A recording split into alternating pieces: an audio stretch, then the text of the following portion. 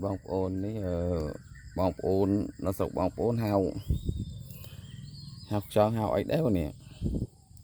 sọc ní ở tam người cha tam ấy cái háo nè có hao pa rá nè có hao tròn hiền tới bờ sọc nhom bính chàng có bốt anh ấy bên cái hao tròn hiền này nè và tới bờ sọc nhom nóng có bốt này ăn miên tề và đào tam sái ăn miên tề tạiនេះតាមជាការមានតែមិនដឹងពីហ្នឹងអាណាខ្យងហ៊ាននេះធំធំបងប្អូនប៉ុណ្ណាណៃបាទនេះឥឡូវនេះលើសពីជាចាំយូរឆ្នាំហើយបងប្អូនអើយដើម្បីទុកចោលនៅក្នុងភូមិឥឡូវវាកើតច្រើនទៅអត់ដែលហូបសោះហ្មងឬថាហូបកើតឥឡូវពងស្រង់មកបានប្រហែលជា3គីឡូបងប្អូន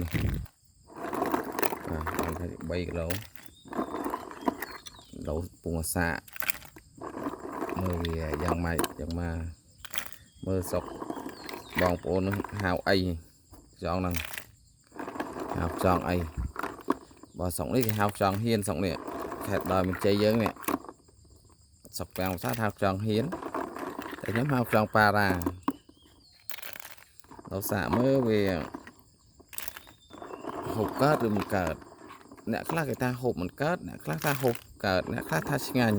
ប៉ុន្តែខ្ញុំមើលនៅតាមបណ្ដាប្រទេសគេមួយចំនួនបងប្អូនប្រទេសគេនៅខាងអឺរ៉ុបគេចិញ្ចឹមរាប់100ហិកតារាប់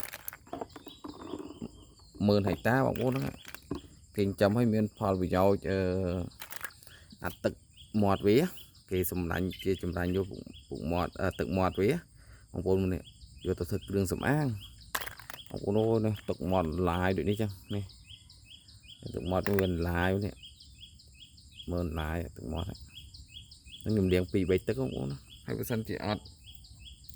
បើអត់សិនជាអត់លាងវិញបងប្អូនទុកនៅក្នុងកធុនមកបកសិតទៅទឹកមាត់ប៉ុន្តែសាច់ដល់ហើយខ្យងនេះ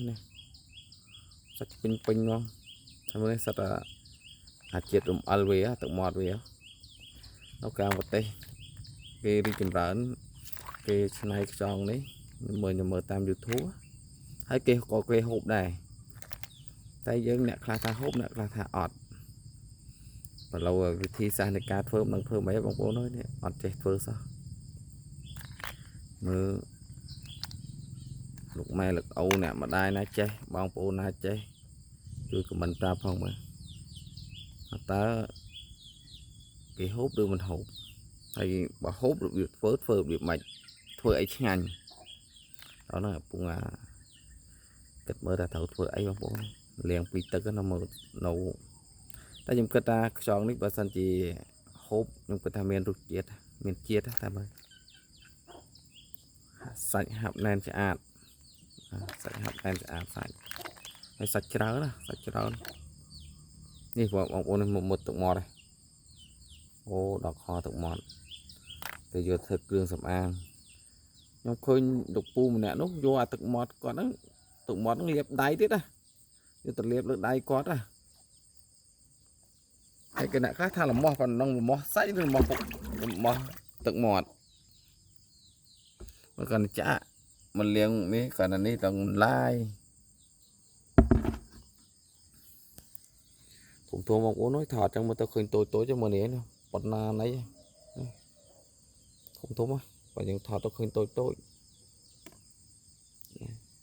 បើកូនខ្ញុំវាថាវាអត់ធានខ្លាចអត់ធានកាន់នេះខ្លាចចងហ្នឹងវាមានឆ្នែងបងប្អូនជួយខមមិនប្រាប់ផងថាខ្យងហ្នឹងគេហូបទេហើយមានអ្នកទិញអត់មានតម្លៃដែរអត់ទេខ្យងហ្នឹងបាទអរគុណ